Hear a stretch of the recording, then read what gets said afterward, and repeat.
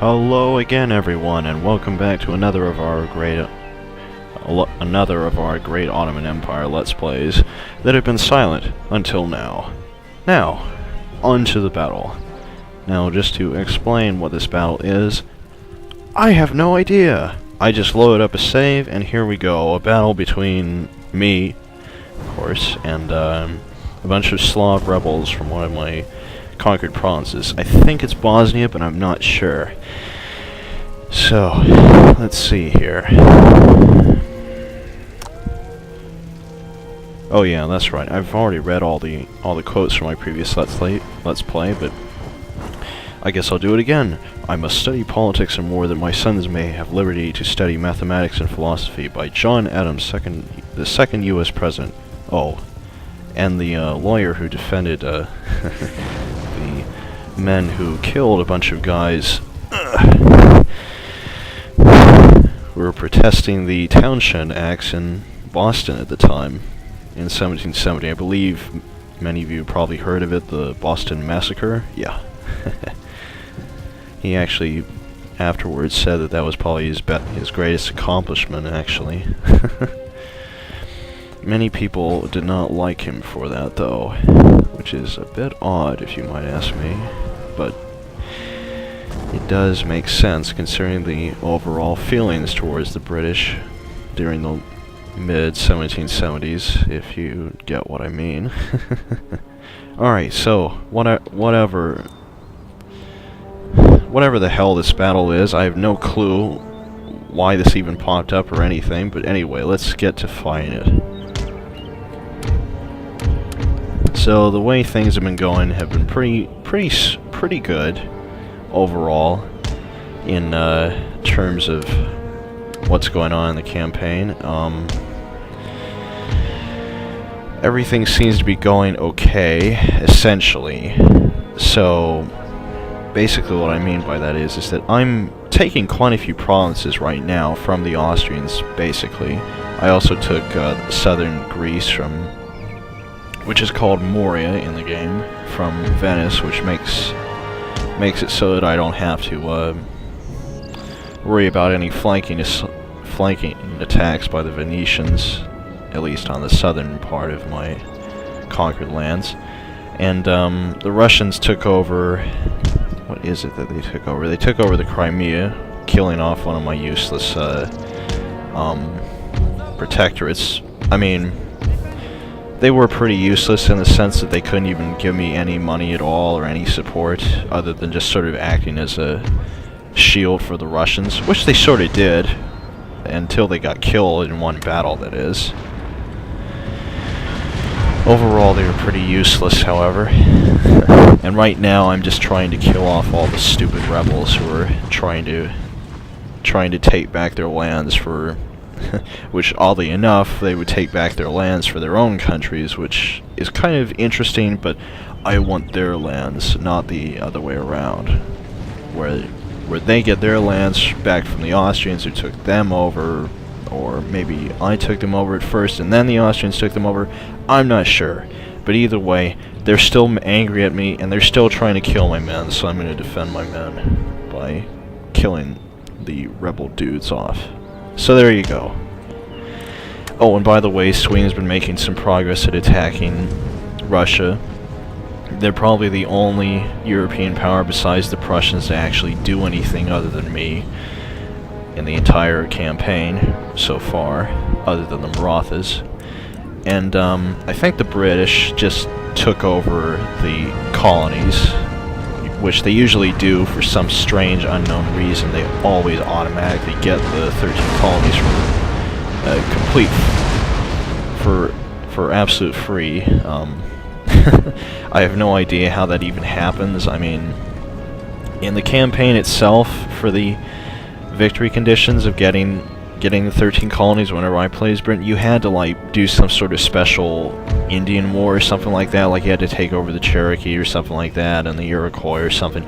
But that didn't even happen in real life, so I don't even understand why they even have a victory condition like that. I mean, unless you were trying to change history, but that doesn't really make sense, because that wouldn't really make it so the 13 colonies are suddenly, you know, under your control. I mean, well, whatever. I guess I'm getting ahead of myself in a way.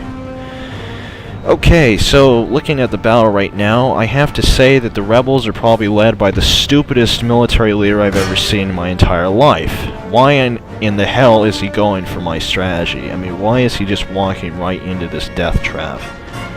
I've literally got all my men just stationed here like in a fucking line, and they literally are not even attempting to fucking flank me. Which is brave, but kinda stupid. In the sense that, you know, they're using such a ridiculous tactic when they're clearly outnumbered and outgunned. Which would mean that they're not very smart, as I've said before. But this is a game, and these are stupid AI troops, so, well, what can I say? Okay, so they're, like, trying to do something over here. I'm not really sure what, but anyway, my deli horsemen are going to come up here and kill them off, so, yeah. What? Those bastards? They shot at my fucking horsemen. What shitheads. Dare you fucking shoot my guys that are charging you. Yeah, and from the side, too. What a ridiculously impossible shot. Alright, I better pull them back. They're probably my most useful unit in the entire game right now.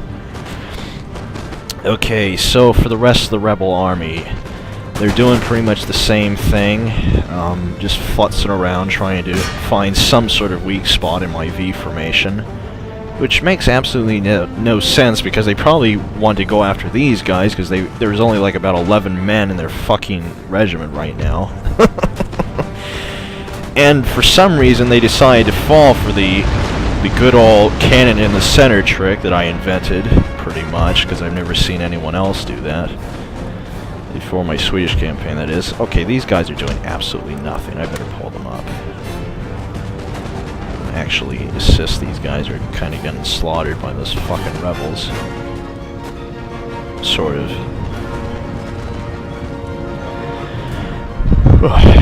Overall, the rebels don't seem to be doing all that much. And I might general charge for change. Hasn't had that much action. God, already they seem to be wavering. Well, not those guys, but these guys are, I suppose. I actually did intend to talk about these guys first, but oh well. Misspoke. Actually, I won't have my general charge just yet. I'll let my organ gun shoot first. Okay, these guys are assholes. They're gonna flank me, like, right when I least expect it. Cowards. Yeah, that's right. Yeah, taste organ gun, you shitheads. Trying to flank the fucking line. And from the sides when I'm just trying to pull them up to engage, actually. Alright, now my general's gonna charge. The routing troops, actually. Yeah, I'm not gonna have him do that. It's cowardly anyway. Alright, dudes. Go after those... Why, you sons of bitches, they got the first shot. Oh well. Hey, what the hell are they doing? They're really going up that close just to get to that? That's weird. I better stop these guys from shooting. They might kill one of my men. Alright, go.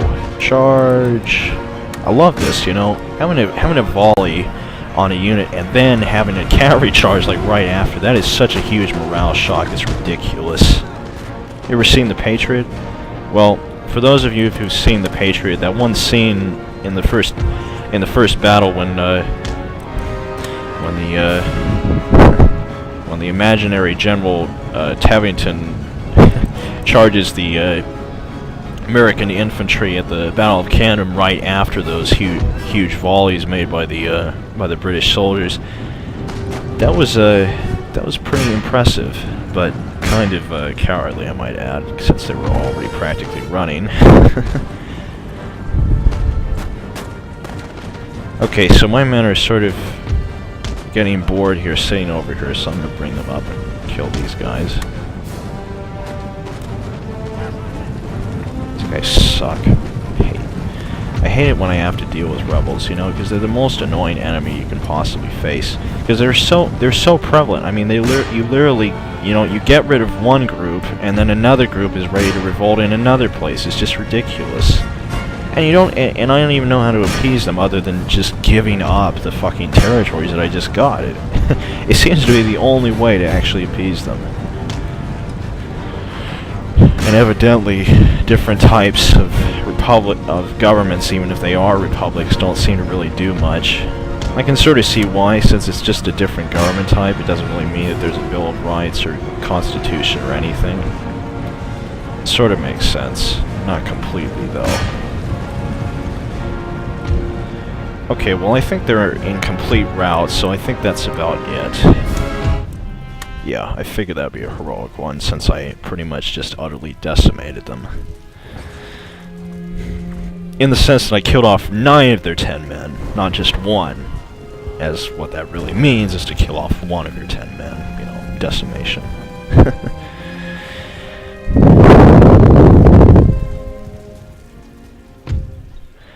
65 losses to almost a complete victory. That was horrific for them. But considering that they're only militia and... oh, shite. Fuckers. Shite. Actually, maybe there's a way to do this. Nah. Nah, there's no way to do this. Damn it.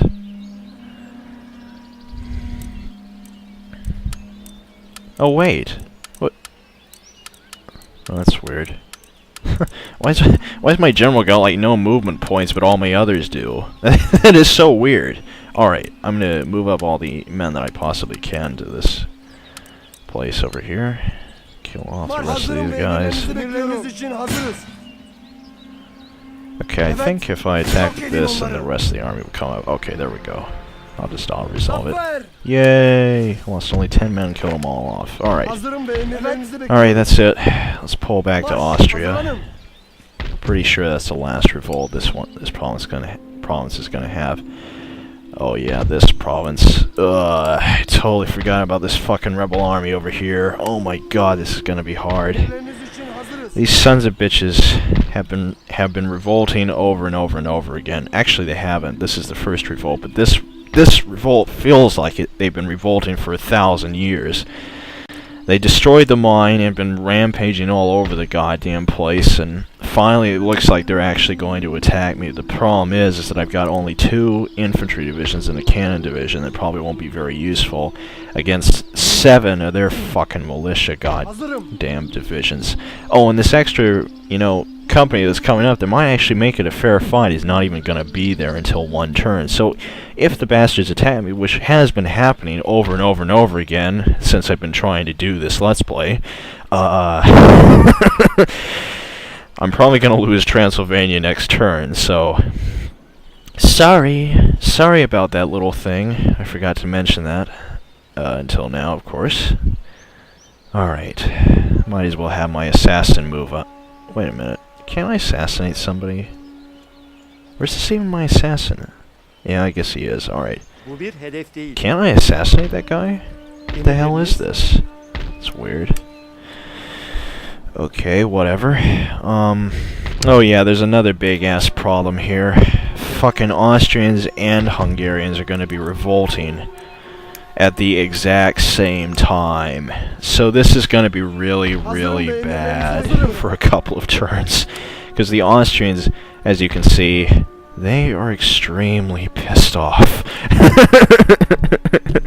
To say the least.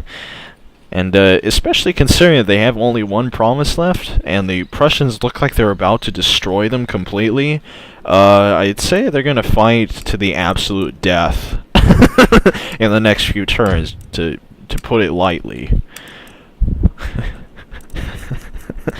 And so anyway, on to the more boring part. Yeah, the fucking Georgians, they keep building up this goddamn army over here. It looks like a nightmare, you know, to try to fight. There's just so much different crap here. It looks like it'd be incredibly hard to even distinguish which group is actually more dangerous than the other. I mean, he's got like 2 militia divisions here, and then another just sitting out there, and then there's a pikeman division that's, you know, practically worthless, but unless my guys are caught in melee with them, which is probably going to be rare, He's got a line infantry, provincial cavalry, and then these Tatars, these guys that shoot on horseback with bows and arrows. It's just really weird what kind of army the Georgians are making, but I can't really devote anything over to that side because I'm trying to build up a force over here to go after the Persians because they look like more of a threat. So, and since I can't build up my governor's encampments until the next few turns, I can't really get anything over there, and my funds are running low anyway, and, well, yeah, you get the idea. So, yeah, things are looking pretty poor for the campaign right now. I mean, I am making progress. I did actually take over Vienna and Preissburg, which is incredibly fucking amazing, considering how goddamn many Austrians were guarding the places, but now, it looks like my entire invasion is going to come to a complete halt, because it looks like the Prussians are about to crush the Austrians, which means that I'll have no enemies up here other than the Russians, which are off to the side, and they don't seem to be doing anything whatsoever. They're just sort